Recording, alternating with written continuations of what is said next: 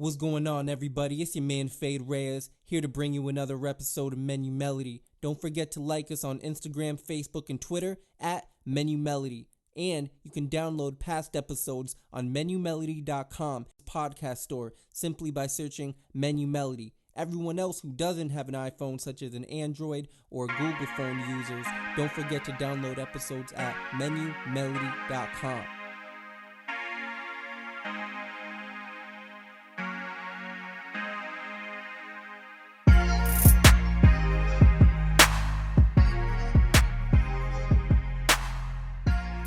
Yeah, shout out to my boy Reyes, Mindy Melody, you know that shit, Klass Murda, Big BGM, all one CMG.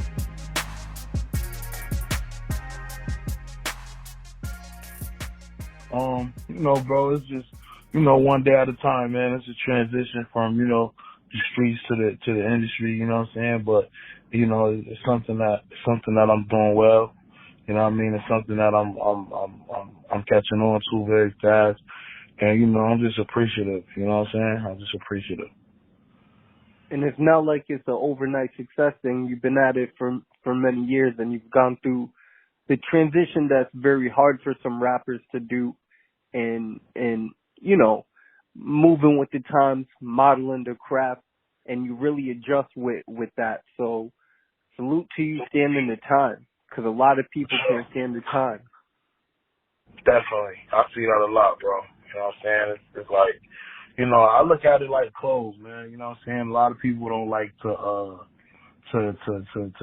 grasp that the game changes. You know what I'm saying? Every game changes. The drug game changes. The fashion game changes. The music game changes. You dig? Like, I don't understand how a lot of people don't understand that. You feel me? It's like, when I was younger, we were smoking Dro and Reggie, and now they smoking Exotic and Zaza. They call it Zaza. You feel me? It changed. Nothing's gonna stay the same. So it's the same with music. You can't be stuck and one-minded, closed-minded, pardon me, feeling like you're gonna, sound like, the past. You feel me? You gotta keep it pushing. Them kids don't want to hear. Them kids don't want to hear that. Them kids don't want to hear, what we might have grew up on, which is cool. Everybody got their own lane, you know what I'm saying? But, for me, personally, I love when the kids love me. You know what I mean? I love the kids. I got a lot of young fans. I got grown fans, but I love tapping into them kids, you know what I'm saying? I feel like that's what I should do. We should do it for the youth, you know what I'm saying? If we could get a hold of the youth, and stop them from, I come from, the youth being hustlers and not, drug abusers. No disrespect to the drug abusers. Everybody fight their demons. I done been there. But, it's glorified now more than, so we could holler at the youth and tell the youth, hey, yo, it's really about $1.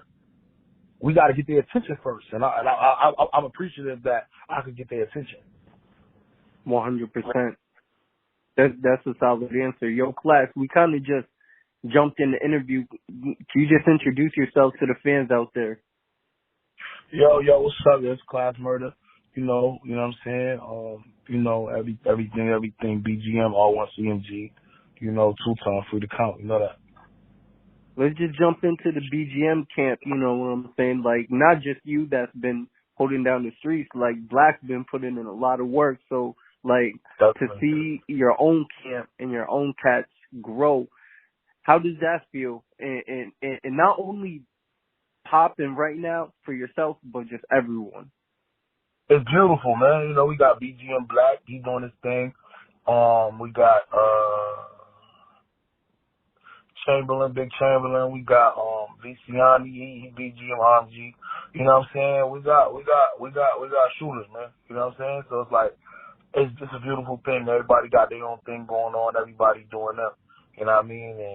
And when we link up, it's like Voltron, you know what I mean? So, it's a great thing.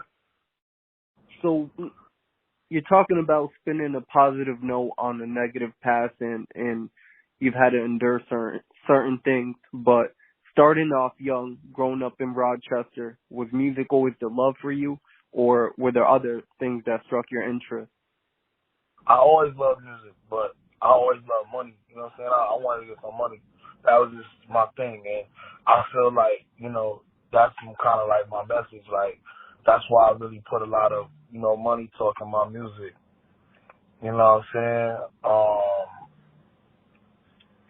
saying? So it's like, but I always loved music. I always been doing music. I've been rapping since I was like 12, 13 years old. But, it was a point in my life when I kind of chose money over music. You know what I mean? Which I honestly, I don't regret, because I don't regret nothing, because everything was a lesson learned in my life. But I probably could have been here sooner. I'll just say that. You know how sometimes you're on the outside looking in when you're younger as a fan? When you were in that space and you were an artist, who were some of the people that you were, trying to get your name out there too, or maybe even you got to go to the studio sessions, or like what really made you feel like this is real? I could do this. I'm gonna be honest. All my favorite rappers I've worked with. So, coming from Rochester 38 was a big influence for me. That's my brother. And then Max B was a big influence for me. Me and Max did a record. That's my guy. Gucci Man was another big influence for me, and we did a record. You know what I'm saying? So it's like, those are the people that I looked up to. I looked up to Max, Spesh, Gucci, people like that. Max, because I like to do that harmonizing shit. That's something I always love. Actually, the only favorite rapper I've ever had that I haven't done a record with is 50 Cent. 50 was big in my life, as far as like things I went through, and I looked up to 50 a lot growing up. It's never too late, and you definitely show off those influences. Definitely you keep the wave alive. Getting like what was maybe your first like introduction to rap? That was a good question. When I was young, like I said, I had a young mom, you know what I'm saying? My mom had me when she was 20 and shit. So it's like, when I was young, that's all I heard was rap and shit like that. So it's like, I think Criss Cross was like my first record I liked as a baby, but I remember my mom's got me a Bone. That's another group I gotta shout out, Bone Thugs and Harmony.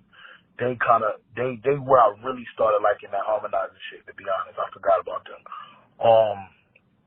But I remember I had like a Bone Thugs and Harmony tape. I think it was like Crossroads, if I'm not mistaken. And then I went back on their old shit, Creeping on the Come Up, East 1999 and all that shit. And that's really where I was like, yo, I love this rap shit. Like Bone I feel like Bone made me love rap, how I love it. No doubt. Shout out to Bone. I've had Busy on the show. Shout out to Biz. Word. Going back to what you said about, reaching out to camps and being able to work with some of the OGs that you, got to see, but working with Gucci, that's kind of what linked with the Pooh joint. Am I right? Exactly. Yeah. Well, actually, working with Moneybag kind of made me. Got me linked up with Pooh actually. Okay. Yep. I mean, you were getting feature after feature. I mean, you definitely, your name is holding weight, and it's just crazy that now it's popping off. But you have years of work. I mean, there's people like me who've seen your name buzzing for years, but it's great to see on the mainstream that you're catching that buzz. Right now, you're currently on tour, right? You're moving with Dirk on tour, right? Now me and Dirk got a couple dates together. We got a couple show dates together, but it's not a tour though. I ain't on a tour. I think Dirk got a tour with Lil Baby coming up, but I actually am about to go on tour soon. You know what I'm saying? We'll be announcing it soon. Okay. So coming out of Rochester, was the trust game really what brought you into rap? Like, was that the first time you really got to spit at a higher level and a higher platform? For sure. They raised me, bro. Like, see, like a lot of people don't understand. Like, me and 38 relationship is a little more than music. It's like that's really like my big brother. Like, I mean, like my actual big brother. Like, I remember stealing that nigga's shoes and shit. Like, that's really like my big brother. You feel me? So, he kind of championed me, man, and put me on the pedestal and shit. Because I was always so young. I was younger than everybody, you know what I'm saying? And he brought me around a lot of shit. A lot of shit that I do, I kind of took game from him, you know what I'm saying? Bad and good, you know what I mean? I took a lot of game from that nigga, man. Like, you know what I mean? Like, he definitely put me in front of all the people that I ever need to be put in front of. You know what I'm saying? Like, I appreciate 38 more than I probably appreciate anybody in the game, because 38 really, like, he never held no game for me. You know, it was never like, take this, you know, take this game to stay up under me. It was always like, yo, take this game and boss up, do you? You know what I mean? Never held me back from nothing. So, yeah, hell yeah. You know, and, you know, that was me, him, Benny. You know what I mean? And it's crazy, like, all of us doing our separate thing now on a bigger scale, which is dope. You know what I'm saying? And I was just recently telling somebody, I mean, aside from 38, because 38's been doing this forever, you know what I'm saying? Sure. When I got to interview Benny, it was like when he was like first popping off, like after, you know, all them tapes, and I was like, yo, it's just crazy. Shout out to 38. He was actually one of the first guests on my show. He didn't even have to do my show. Like, it was just crazy love. The whole camp. So if I was like a sports interviewer looking at you, what would you say is the trajectory of your career? Like, right now, you got a couple of deals. I mean, you're rocking with R1 CMG, right? That's for sure. So, like, you got a couple distributions, but, like, what's the team right now?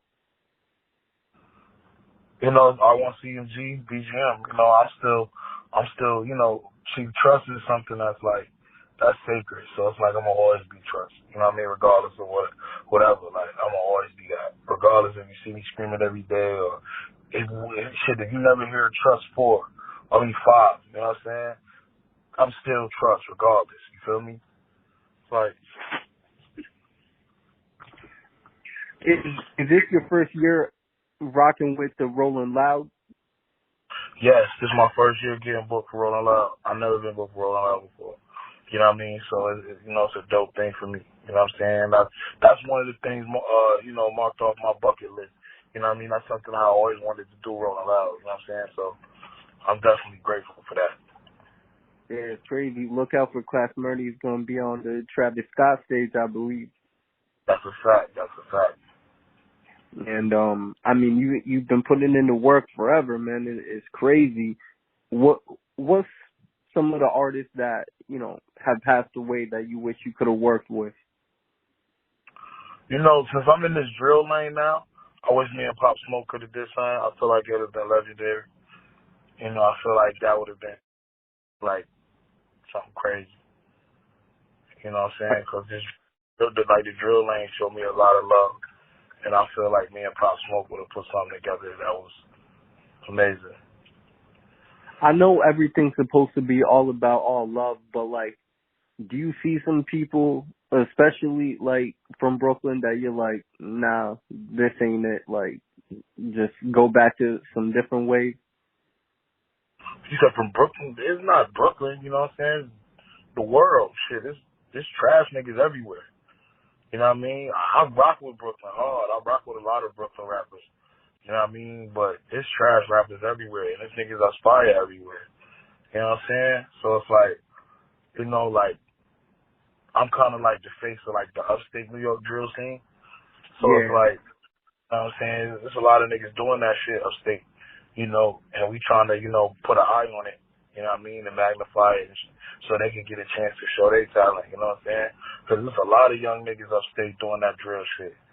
It's a young nigga from Rochester named Melly G's that do that shit. Nigga named Dachi do that shit. And the niggas fired.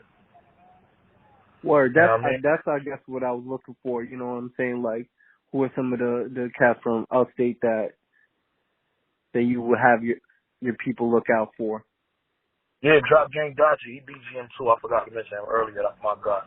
he BGM too, you know what I'm saying? He be on that drill shit too. He be killing that shit. Roger. Word, man. So we got the Rolling Loud. What else could people look out for you? I got a press run on fucking Monday in New York City. You know what I'm saying? I'm gonna be doing Hot 97, Power 105. I got an event, me and Lloyd Banks on Monday. I think that was at the 19th in the city. A few shows coming up. I got this show, me and Dirk, coming up. I got another show, Rolling Loud is actually that same. Rolling Loud is in October. So, you know, just working. Yo, I actually want to try to make that fucking that Pass the Ox chord with Banks tomorrow, man. Like, he's actually one of my favorite rappers. So like, shit, man. You know what I'm saying? Banks is the reason. Like, so remember how you asked me when I started liking rap and all that shit, right? So when I was a G-Unit fan, I'm still a G-Unit fan, I'll get twisted, but G-Unit changed my life. G-Unit ready to be who I am today as far as the gangster shit. Like, you know what I'm saying? Like, I was 13 years old on that G-Unit shit, you feel me? Now, Banks is the one that made me love punchlines. Like, if you listen to my shit, when I'm on drill records, when I'm on melodic records, regardless of what I'm on, I'm always punching, regardless. And that came from Lloyd Banks because I always loved 50 for the melodicness and all that shit 50 did. But I always felt like if you put Banks and 50 together, you got a melodic nigga, then you got a nigga that punch. You feel me? I always felt like that shit would be a lot better. Well, not a lot better, but you know, that's a dope combination.